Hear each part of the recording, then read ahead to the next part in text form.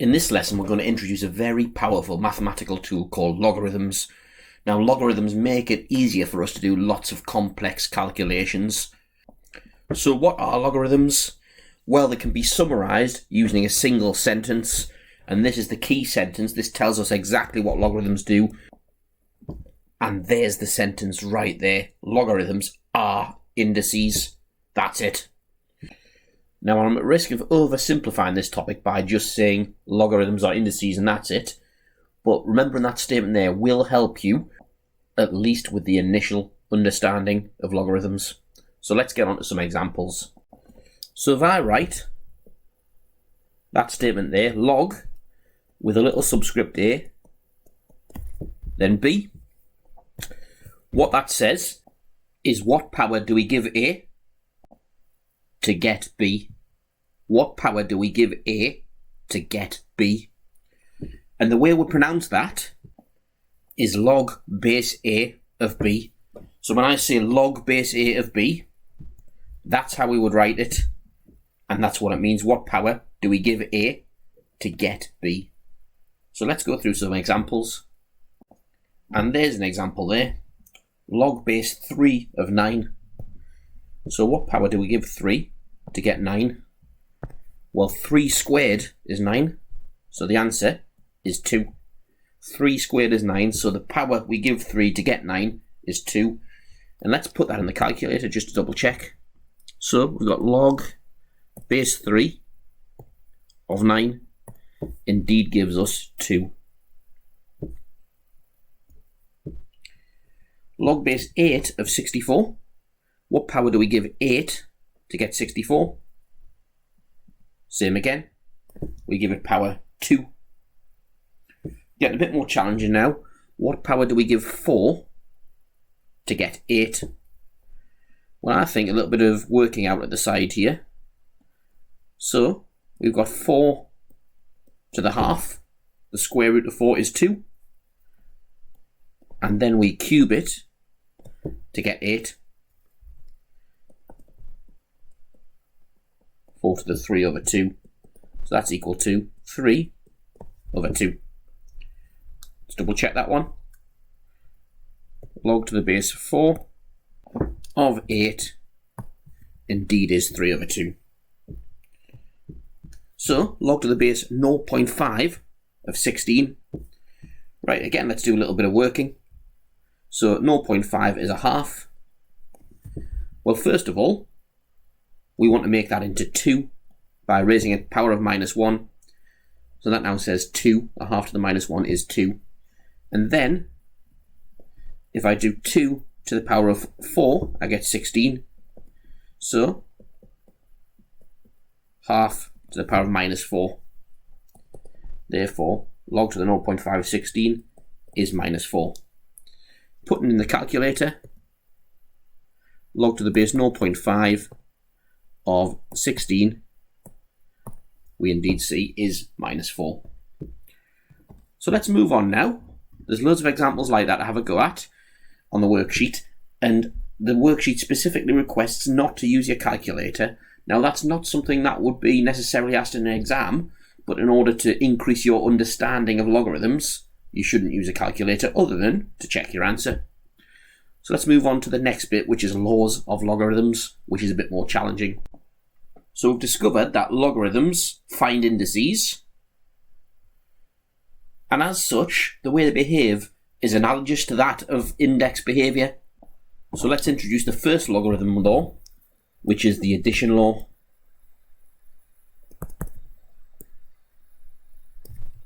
So the addition law says log base A of x plus a logarithm with the same base of y is identical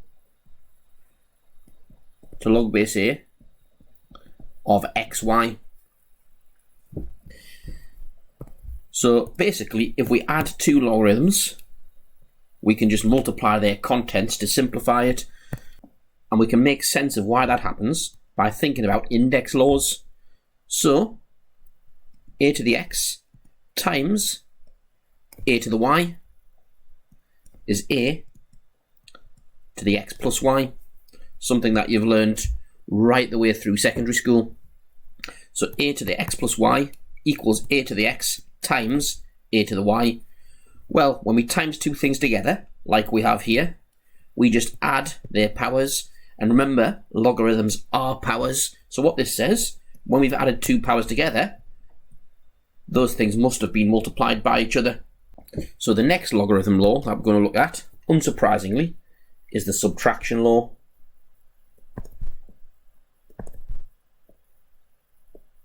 Which says log to the base a of x minus log to the base a of y is identical to log to the base a of x divided by y. And to make sense of this law, let's have a look at the index law that's analogous to it. So when we divide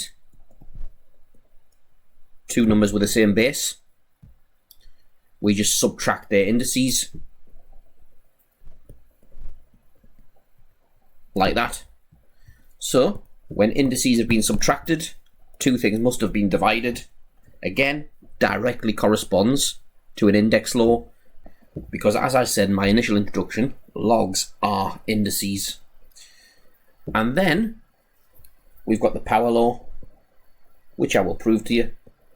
So the power law says log to the base a of x to the power of y is identical to y log to the base a of x. So to visualize that, what we visualize is when we've got log of x to the power of something, that thing can just jump to the front to make an equivalent expression. And it's a bit more difficult to analogize that to index laws. So what I'm going to do now, I'm going to do a quick proof of this index law. So proof. So let's say we've got log to the base a of x to the power of y. Well, that's equal to log base a of x times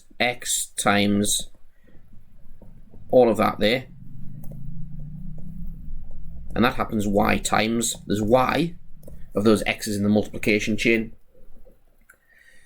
Well, we know timesing things inside a logarithmic bracket together just leads to adding the powers. So using this logarithm law in reverse equals log to the base a of x plus log to the base a of x all the way up to there, log to the base a of x, and that there happens y times. Now convince yourself that that's true. Using this logarithm law here, if we add two logs together, we multiply the contents, provided they've got the same base. So if we're adding all these logarithms together, we multiply the contents to get that. It's the same line of working. And if we add something to itself a certain number of times, we might as well just times it by a number. That becomes y lots of log base a of x as required, and there is the proof of the power law. So let's put these into practice now by doing some example questions that involve logarithm laws. But you might want to write those three logarithm laws down, because you do need to learn those, you do need to remember them. They're not given in any formula sheet or anything like that. So those three logarithm laws, it's imperative you remember them, but they're relatively easy to remember if you think of their index law counterparts. So we've got the addition law, the subtraction law, and the power law. So let's now move on to some examples. And there's the examples there. I've written the logarithm laws here to help you with this. But again, you do need to remember them. So I think when you're doing the exercises, the more times you write these out, the more likely you are to remember them while you're doing the exercises. Right, so log 6 plus log 4. And one important thing I should point out is that log written without a base, like that, means log base 10. Log base 10. So, expressed as a single logarithm, well remember, if we add two logarithms together, provided they've got the same base, we can multiply their contents. So, that becomes log, and I can choose to put base 10 there if I want, or I can leave it out, of 6 times 4 equals log of 24. And we've written that as a single logarithm as requested. Part B, log 7 plus 3 log 5. Well, this 3 gets in the way. We can only use the log laws if it says log of something plus log of something, or log of something take log of something. It has to match this law exactly. So we can't yet times the contents of these together because that 3 is getting in the way. However, what we can do is use this law here in reverse. We can take y log base a of x, and we can jump that y up into the power like it has done there. And that will then allow us to use the addition law. So using the power law here, that becomes log of 7 plus log of 5 to the power of 3.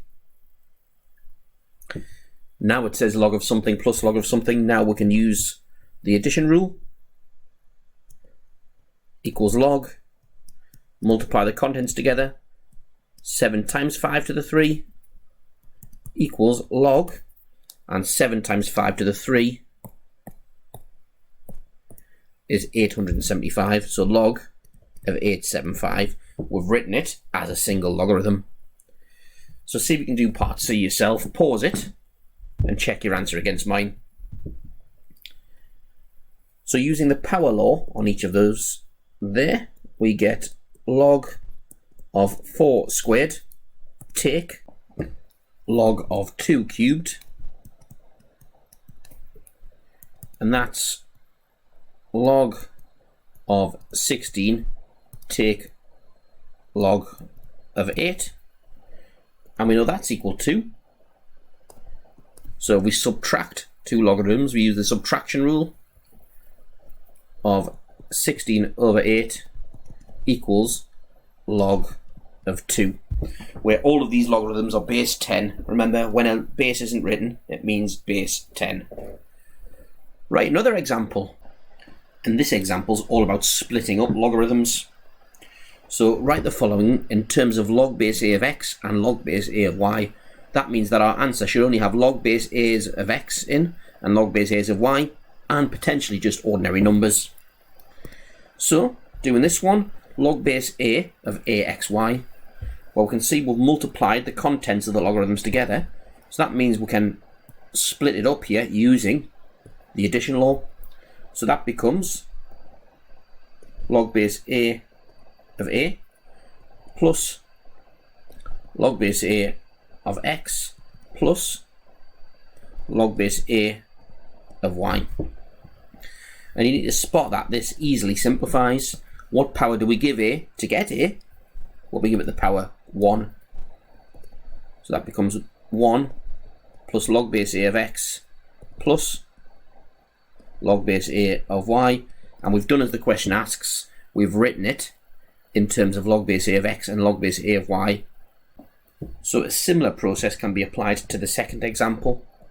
So using the addition law to split that one up, we get log base a of a squared plus log base a of x to the 5 plus log base a of y squared, just like that.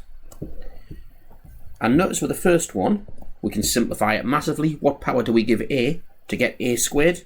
I'll make that look more like an a, there we go. Well, we give it power 2.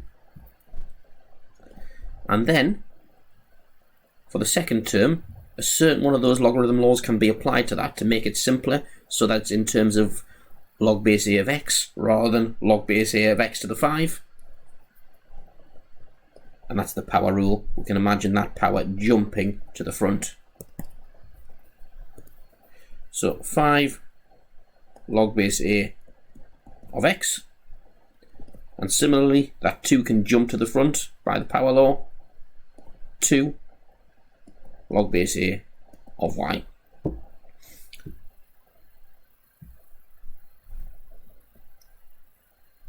And part C, so split that one up. Well, we've got log base a of x to the 4 on top, and it's divided by each of those.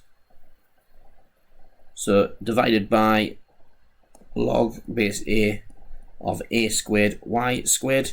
And this is where you've got to be careful, because when we split this up using the addition law, because they've been multiplied together, we've got to remember that we take each of the two terms that it makes up. So equals log base a of x to the 4, take all of log base a of a squared plus log base a of y squared, using the addition law there, equals, and we can simplify this. So using the power rule, we can make the 4 jump to the front. 4 log base a of x, take, well, what power do we give a to get a squared? We give it power 2, and take, using the power law on that one as well, 2 log base a of y. And that there is logarithm laws. Have a go at the worksheet, do every question. Don't use a calculator on the questions where it's requested, and that will massively enhance your understanding of logarithms. Have a go.